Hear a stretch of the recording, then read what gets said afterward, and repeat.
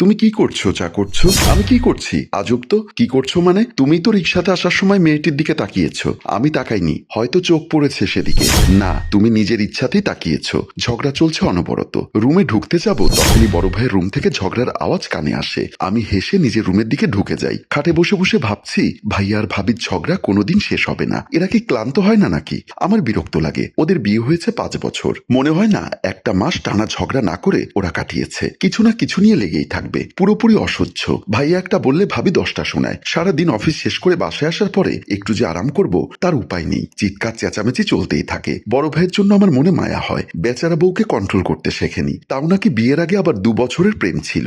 বিয়ের প্রথম থেকেই ভাবি ভীষণ স্বার্থপর, কেন যেন নিজেরটা খুব ভালো বোঝে, অন্তত আমি তাই জানি। তারপর আমি উঠে ওয়াশরুমের দিকে চলে যাই। এসে দেখি আমার স্ত্রী জেনি এখনো রুমে আসেনি। আমি আবার খাটে বসি। ভাইয়া ভাবির ঝগড়ার আওয়াজ এখনো শোনা যায়। আমি চলে যাই ফেলে আসা কিছু স্মৃতিতে। বৌমা, তুমি এভাবে বসে না থেকে পারো তো আমাকে একটু কাজে হেল্প করতে।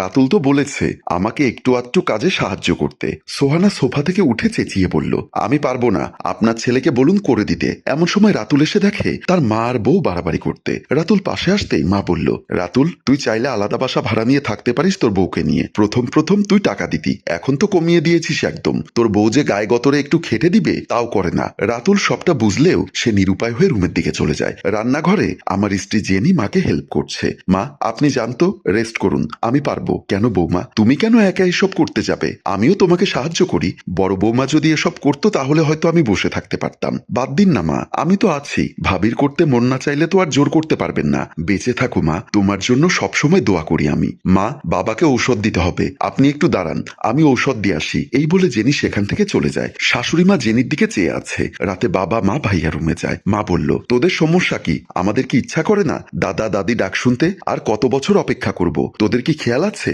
বাঁচবো আর কয়দিন আমরা? রাতুল চেহারাটা তুলে বলল, সেই সিদ্ধান্ত আমরা নেব। দয়া করে এই ব্যাপারে তোমরা নাক গলাতে এসো না। আমি দরজার বাহিরে দাঁড়িয়ে ভাইয়ার সেসব কথা শুনে মনে মনে ভাবছি, মনে হয় সমস্যাটা ভাইয়ার নিজের নয় তো। তা না হলেও নিশ্চয়ই ভাবিকে কিছু না কিছু দোষ দিত। আর এখন বিয়ের 2 বছর হতে চললেও আমরাও কোনো খুশির সংবাদ দিতে পারছি না। আমি যতটুকু জানি এটা অনেক সময় জেনেটিক্যাল ব্যাপারে হয়। মানে ভাই বোন ভাই ভাই এক একজনের এক এক ধরনের সমস্যা থাকলে আরেকজনের থাকার সম্ভাবনা থাকে। অবশ্য সে নিশ্চিত না, কোনো একজন ডাক্তারের সাথে পরামর্শ করতে হবে। এটা ভেবে আমি রুমের দিকে চলে যাই। সে থেকেই ভাইয়া ভাবির ঝগড়া লেগেই আছে। হঠাৎ মনে হলো আমার বউ এখনো রুমে আসেনি, তাকে বাসায় এসেছি পর্যন্ত দেখিনি। তাই আমি রুম থেকে বের হয়ে গেলাম। আমি ছাদে গিয়ে দেখি এত রাতেও জেনি ছাদে দাঁড়িয়ে আছে। আমি পাশে গিয়ে বললাম, এত রাতে এখানে কি করছো জেনি? জেনি আমার দিকে ফিরে বলল, না কিছু না, ক্লান্ত লাগছে তাই একটু তাজা বাতাস নিতে এসেছি। জানি সারাদিন তোমার উপর দিয়ে অনেক ধকল যায়, ভাবি তো কোনো কাজই করে না। জেনি কিছু বলল না। অবশ্য কিছু বলবে না এটা আমিও জানি। আমি আবারও বললাম, ওরা আবার ঝগড়া করছে। ভাগ্যিস তুমি এমন মেয়ে নও জেনি, ওরকম হলে তো দেনমোহরের টাকা দিয়ে তুমি আমাকে রাস্তা দেখিয়ে দিয়েছিলে। সমস্যা কোথায়? আরে আশ্চর্য, তুমি ওসব কথা মনে রেখেছো নাকি? বিয়ের রাতের প্রত্যেকটা শব্দ মানুষ মনে রাখে, আমিও রেখেছি। ওসব ছাড়ো, তুমি আসলেই ভালো মেয়ে। তুমি আমার সাথে কখনো ঝগড়াঝাটি করনি, কখনো কোনো বায়না ধরনি, এটা করো না ওটা করো না এসব বলে আমার মাথা নষ্ট করনি। ভাইয়া ভাবির ঝগড়ার যন্ত্রণাই যথেষ্ট। আর নিজের এরকম হলে না জানি আমি কি করে ফেলতাম। সাকিব, তোমাকে একটা অনুরোধ করি। হ্যাঁ বলো। তুমি নিচে যাও, গিয়ে দেখে এসো ভাই আর ভাবি কি করছে। মানে ওদের পার্সোনাল সময় আমি কেন গিয়ে নক করব?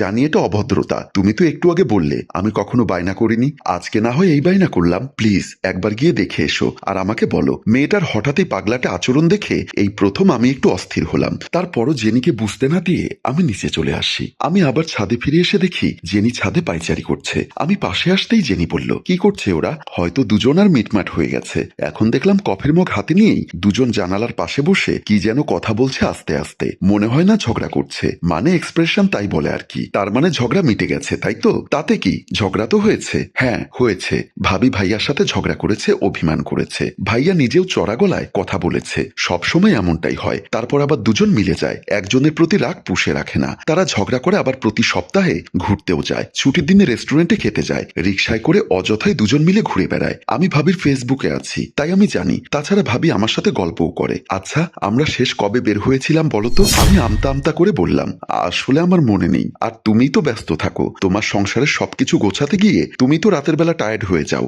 আমার সংসার? এটা আবার কখন আমার সংসার হলো? মানে আমি তো কখনো এটাকে আমার সংসার ভাবিনি। সারা দিন অক্লান্ত পরিশ্রম করেছি, বিনিময়ে থাকা খাওয়া ফ্রি। আর তো কিছুই না। তোমার মাথাটা কি খারাপ হয়ে গেল জেনি? এসব কি বলছো? তোমার ভাবি এক গ্লাস পানিও ভরে খায় না। তোমার বড় ভাইটার আন্ডারওয়্যার পর্যন্ত আমাকে ধুয়ে দিতে হয়। সেজন্যই তো তুমি আমার লক্ষ্মী বউ। আর ভাবি কি অলক্ষ্মী? জেনি হেসে ওঠে। সে কোনোভাবেই বাড়ির বউয়ের মর্যাদা রাখতে পারেনি। ভুল বললে রাজু। তোমার হয়েছে কি জেনি? এত কথা কেন বলছো আজকে? কোনো সমস্যা? হ্যাঁ সমস্যা। আচ্ছা সব রুমে গিয়ে শুনবো, এসো। বলে আমি জেনিকে নিয়ে নিচে চলে আসি। বিছানায় বসিয়ে বললাম, বলো কি সমস্যা? হ্যাঁ রাজু, তোমার জন্য সামান্য সমস্যা। আসলে আমার মা মারা গেছে। তুমি আসার আধা ঘন্টা আগেই ফোন এসেছিল। গত 2 মাস ধরে মা আমাকে দেখতে চাইছে। আমি তোমাকে তোমার মাকে বলে বলে ক্লান্ত হয়ে গেছি। তোমরা শুধু বলেই গেছো দূরের পথ। আসলে পথটা দূরে না। আমি চলে গেলে সংসারটা সামলাবে কে? মা যতই ভালোবাসুক, কাজ তো আমাকেই করতে হয়। ভাবি তো নিজের অংশের কাজটুকুই করেন। কাজের লোক তো অনেক আগে ছাড়িয়ে দিয়েছো। কাজেই দূরের পথ একটা বাহানা। তুমি একটু আগে বলেছিলে না আমি কোনো বায়না ধরি না, অভিযোগ করি না। আসলে অভিযোগ অভিমান কার উপর করব যেখানে ভালোবাসাই নেই? একটা দীর্ঘ নিঃশ্বাস ছেড়ে জেনি আবারও বলল, বিয়ের রাতেই তোমার মানসিকতা আমি বুঝে গিয়েছিলাম। কিন্তু কি করব বলো? বাবা তো অনেক আগে আমাদেরকে ছেড়ে চলে গেছেন আল্লাহর কাছে। বিধবা মাকে নিজের সংসার ভাঙার খবর দিয়ে কষ্ট দিতে চাইনি। সেই মাও চলে গেলেন। আর সবচেয়ে মজার ব্যাপার কি জানো? যখন আমি খবরটা পেলাম কাঁদতে কাঁদতে তোমার মাকে জানালাম। তিনি পান চিবোতে চিবোতে বললেন, এখন রাত হয়ে গেছে, কাল বরং রওনা দিও। তুমি তো আর কবর খুঁড়বে না। আর শোনো, রাতে চালের আটার রুটি করো। তোমরা কি মহান, তাই না? এখন আর কোনো সমস্যা নেই। আর তোমাকে আর একটা কষ্ট থেকে মুক্তি দিয়ে যাই। আমাদের বাচ্চা হচ্ছে না কথাটা ভুল। আসলে আমি কোনো প্রাণ দুয়ারে আনতে চাইনি, কারণ আমি জানতাম কোনো না কোনো একদিন এই দিনটা আমার সামনে আসবে। তখন যেন সেই ছোট্ট মায়াভরা মুখটার দিকে তাকিয়ে তোমার মতো মানুষের সাথে সারা জীবন আমার সংসার করতে না হয়। আমার ব্যাগ গোছানো আছে, আমি চলে যাচ্ছি সারা জীবনের জন্য। দেড়মোহরের টাকা লাগবে না, ওটা মাফ করে দিলাম। এটা বলে জেনি ব্যাগ নিয়ে রুম থেকে বের হয়ে গেল। আমি সবটা শুনে যেন স্তব্ধ হয়ে গেলাম। হঠাৎ রুম থেকে দৌড়ে বের হয়ে গেলাম। ড্রয়িং রুমে এসে দেখি জেনি কোথাও নেই। তাহলে কি সত্যি চলে গেছে? জেনি কাউকে কিছু না বলে ভাইয়া ভাবির ঘর থেকে হাসির শব্দ আসছে, সাথে টিভি সাউন্ড। মনে হয় কোনো মজার সিনেমা বা অন্য কিছু দেখছে। আমি সোফায় ধপ করে বসে গেলাম। সিলিং ফ্যানটার দিকে তাকিয়ে আমার মনে হলো একটা কথা, জেনি তো ঠিকই বলেছে, যেখানে ভালোবাসাই নেই সেখানে অভিযোগ বা অভিমান একেবারেই অবান্তর। আমি তাড়াতাড়ি বাসা থেকে বের হয়ে গেলাম। জেনির মায়ের বাসায় ড্রয়িং রুমে ঢুকতে দেখতে পেল আমি বাসায় বসে আছি।